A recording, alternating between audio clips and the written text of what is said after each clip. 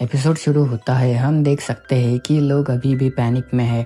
दुग्जा अपने फ़ोन पर TWSA को बस एक बार वापस देखना चाहता है, लेकिन TWSA से रिलेटेड सारी इन्फॉर्मेशन मिटा दी गई है, बस एक कॉपी को छोड़कर। हम देखते हैं कि TWSA के ऑथर ने जो दुग्जा को गिफ्ट दिया था वो एक्चुअली में TWSA की लास्ट कॉपी थी। इसका मतलब दुग्जा के पास TWSA से रिलेटेड सारी इन्फॉर्मेशन का एक्सेस है। उसके बाद दुग्जा को स्टेटस विंडो पर एक नोटिफिकेशन आता है, you have received an exclusive attribute, a skill slot has been. Dokja कहता है TWSA के सर्वाइवर एक स्पेशल एट्रीब्यूट और उस एट्रीब्यूट से लिंक्ड स्किल रिसीव करते हैं। ये बिल्कुल एक गेम की तरह है। तो सबसे पहले दुग्जा अपना एट्रीब्यूट जानने की कोशिश करता है, लेकिन फॉर सम रीज़न उसके एट्रीब्यूट विंडो ओपन नहीं होती। इसका मतलब दुग्जा के पास क्या स्किल है ये वो नहीं देख सकता। तो वो पहले वो अटैच फाइल देखता है जो उससे ऑथर ने भेजी थी, और जैसे ही वो उस फाइल को ओपन करता है उसका एट्रीब्यूट एक्टिवेट हो जाता है और अब दुग्जा फास्ट स्पीड से रीड कर सकता है। दुग्जा कहता है, तो ये है मेरा एट्रीब्यूट।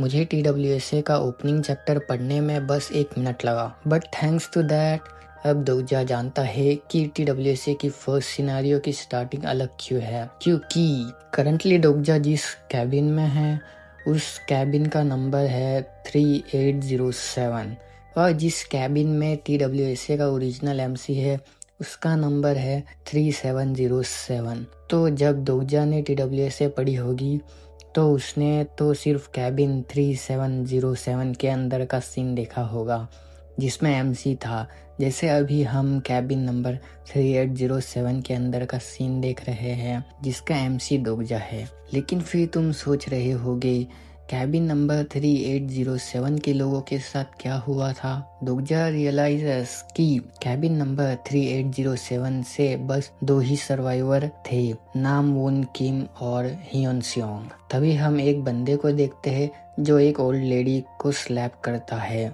दुग्जा सोचता है इसका मतलब सिर्फ उन दोनों को छोड़कर हम सब मर जाएंगे, मैं और सांगा भी। लेकिन दुग्जा एक बात भूल रहा है, TWSA की ओरिजिनल स्टोरी लाइन में दुग्जा और सांगा तो थे ही नहीं।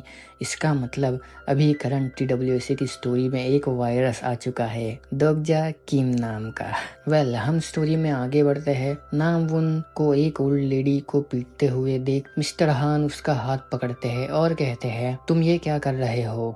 नामवुन कहता है, ओल्ड मैन क्या तुम देख नहीं सकते यहाँ क्या चल रहा है। तुम्हें अभी भी समझ नहीं आया, आर्मी हमें नहीं बचाने वाली। We have to pick the ones who will die. मुझे पता है तुम क्या सोच रहे हो, हम एनिमल्स नहीं है जो हमें खुद के सर्वाइवल के लिए दूसरों की जान लेनी चाहिए। नॉर्मली मैं तुम्हारी बात से एग्री करता, लेकिन अभी हम जिस सिचुएशन में है यह या तो मारो या फिर मरो, और उसके लिए हमें कोई ब्लेम नहीं कर सकता। जिस वर्ल्ड को हम सब जानते थे वो अब ख़त्म हो चुका है, और इस न्यू वर्ल्ड में हमें कुछ नए रूल्स फॉलो करने होंगे। अगर अगले 5 मिनट में कोई नहीं मरता तो हम सब मारे जाएंगे। उसकी बात सुन कैबिन में मौजूद बाकी लोग भी उस बुढ़ी अम्मा को मारने लगते हैं। दुग्जा ये सब दूर से देख रहा होता है। वो कहता है, अगर मैंने केयरलेसली स्टोरी के साथ छेड़छाड़ की तो ओरिजिनल स्टोरी और भी बदल जाएगी। लेकिन क्या मुझे सिर्फ यहाँ खड़े होकर उसे मारने देना चाहिए ताकि मैं सरवाइव कर सकूं। सांगा उस ओल्ड लेडी के हेल्प करने के लिए जा रही होती है, लेकिन दुग्जा उसे रोक लेता है और कहता है, रेकलेस मत बनो, अगर तुम वहां गई तो वो तुम्हें भी मार देंगे। दुग्जा सांगा की ओर देखता है और कहता है, some people are destined to shine no matter what genre they are in. लेकिन सांगा इस स्टोरी को नहीं बदल सकती क्योंकि वो इस स्टोरी की हीरोइन नहीं है। दुग्जा सांगा को वही रहने को कहता है और मन में सोचता है, ये मेरे प्लान का पार्ट नहीं था और ये काफी अर्ली है मेरे इंटरफेरेंस के लिए। आगे दुग्जा कहता है, मेरे पहले इंटरफेयर ना करने का रीजन ये नहीं है कि मैं नामवुन या बाकियों से घबरा गया, ना ही ये कि मैं उनके इस तरीके को सपोर्ट करता हूँ। मैं तो बस राइट मोमेंट का वेट कर रहा था। और तभी कैबिन में कहीं से काफी सारा स्मोक आने लगता है और दुग्जा नामवुन और बाकियों की तरफ चार्ज करता है और जाके सीधा नामवुन को शोल्डर थ्रस्ट देता है,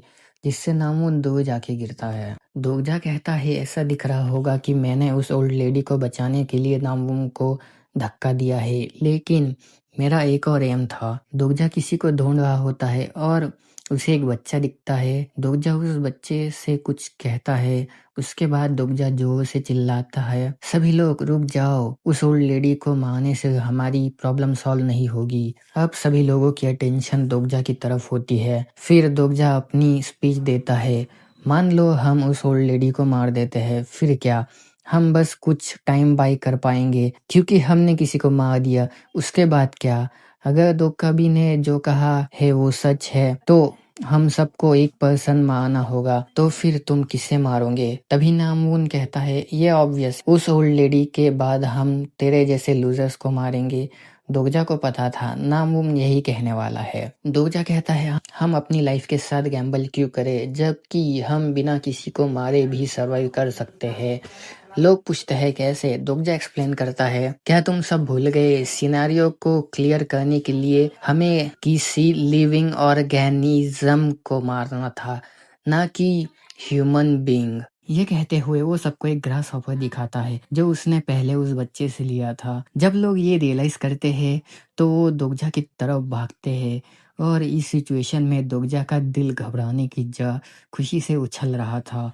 दोगजा कहता है, क्या मैं हमेशा से इस टाइप का पर्सन था? और उसके हाथ में के ग्रास हॉपर को वो स्मैश कर देता है और उसके पास के इंसेक्ट बॉक्स को वो अपोजिट डायरेक्शन में फेंक देता है। और फर्स्ट किल मिशन कंप्लीट होने पर दोगजा को 100 कॉइन्स बोनस मिलते हैं। सभी लोग उस बॉक्स को ढूंढने लगते हैं।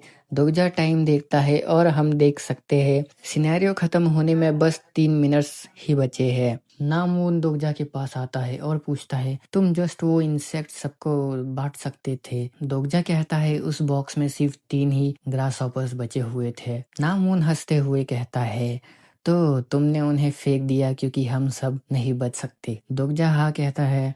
नामून हंसता है और कहता है, कोई भी अपने होशो हवास में ऐसा नहीं करेगा। सच बताओ, तुम बस उन्हें अपनी लाइफ्स के लिए लड़ते हुए देखना चाहते थे ना? दोगजा सोचता है, हाँ, नामून किम उस तरह का बंदा है जो इस तरह की सिचुएशन को एंजॉय करता है और वो अपनी personal skill character profile activate करता है। हम नामवून किम की प्रोफाइल देख सकते हैं। नाम नामवून किम, एज 19 साल, पर्सनल स्किल एक्सेप्शनल अडेप्टेबिलिटी जिसका लेवल करंटली 3 है, नाइफ फाइटिंग स्किल जिसका लेवल 1 है और ग्रिम डार्क अवेकनिंग जिसका लेवल 1 है। दोगजा सोचता है, एक एज लॉर्ड, ज्यादातर TWSA के 3 एज लॉर्ड ने सुडाइस कर लिया था क्योंकि वो इस न्यू वर्ल्ड का प्रेशर हैंडल नहीं कर पाए, लेकिन नामवून अलग था। द बॉय, जिसको बाद में डिल्यूजनल डीमन के नाम से बुलाया जाएगा, वो अपोक्लिप्स का एक लंबे समय से इंतजार कर रहा था और उसने इस वर्ल्ड को एक अनयूजुअल स्पीड से अडेप्ट कर लिया और अब वही डीमन मेरे साथ टीम अप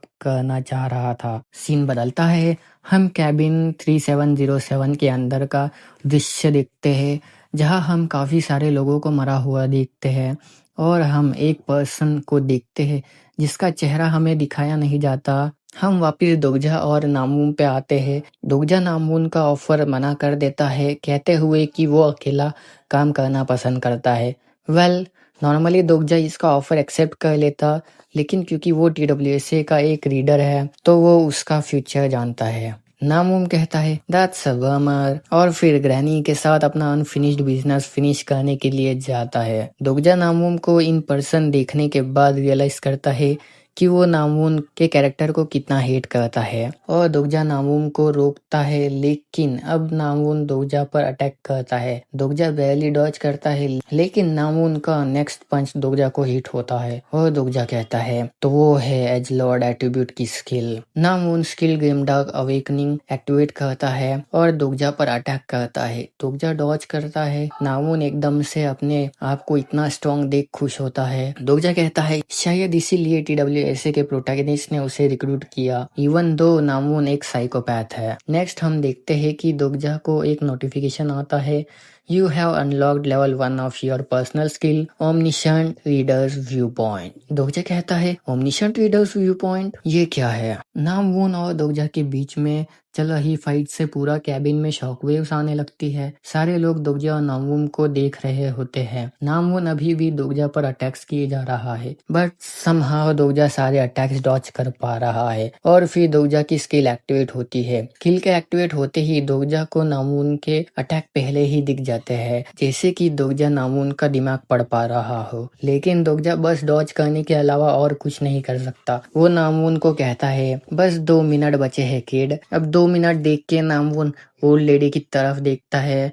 दोगजा कहता है अगर इसने ओल्ड लेडी को मार दिया तो ये फर्स्ट सिनेरियो क्लियर कर लेगा और मैं ये होने नहीं दे सकता। दोगजा ओल्ड लेडी की तरफ डाइव करता है, लेकिन इस बार नामवून अपने पॉकेट से नाइफ निकालता है और सीधा दोगजा के हार्ट की तरफ स्विंग करता है, लेकिन दोगजा उसे डॉच कर लेता है, बट उसका शोल्डर इंजर्ड हो जाता है। दोगजा उस ओल्ड लेडी को उठाता है और साइड में रखता है और कहता है ये वर्ल्ड हमेशा से ऐसा ही था, जहाँ सिर्फ सर्वाइवल ऑफ फिटेस्ट मैटर करता है। अगर मुझे सर्वाइव करना है तो मुझे भी वही रूल्स फॉलो करने होंगे। Law of the jungle, the strong will hunt the weak, if I hesitate I will die. Dokja Namwoon से कहता है Namwoon Kim, second year student at Chongil high school, क्या एक इंसेक्ट एग को भी living organism माना जाएगा? जवाब है हाँ, और दोगजा ग्रास हॉपर के एग्स को स्मैश कर देता है। एज ए रिवॉर्ड दोगजा को काफी सारे कॉइन्स मिलते हैं और दोगजा 2700 कॉइन्स स्टेमिना में इन्वेस्ट कर देता है, जिससे उसका स्टेमिना लेवल 1 से 10 पर जंप कर जाता है, जिससे दोगजा की फिजिकल ड्यूरेबिलिटी इंक्रीज हो जाती है। नामवून नाइफ से दोगजा को स्टैब करने के लिए आगे बढ़ता है, लेकिन वो नाइफ दोगजा की बॉडी को पियर्स नहीं कर पा रहा था। नामवून का चेहरा देखने लायक होता है। He will like,